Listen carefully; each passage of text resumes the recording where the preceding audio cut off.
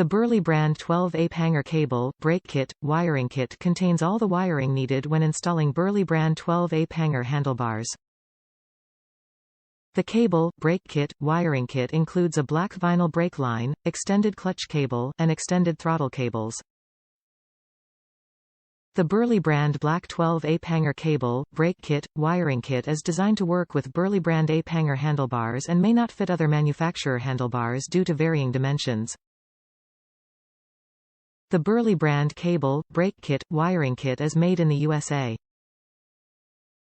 Kit includes braided steel brake line, extended clutch cable, extended throttle cables and all necessary wiring.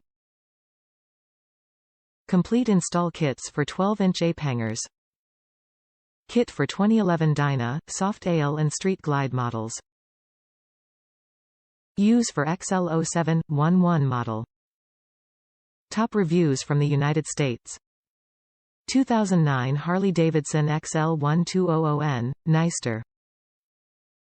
Put 12-inch apes and really didn't need the throttle cables and clutch cables. I used extension for wiring and the brake cable.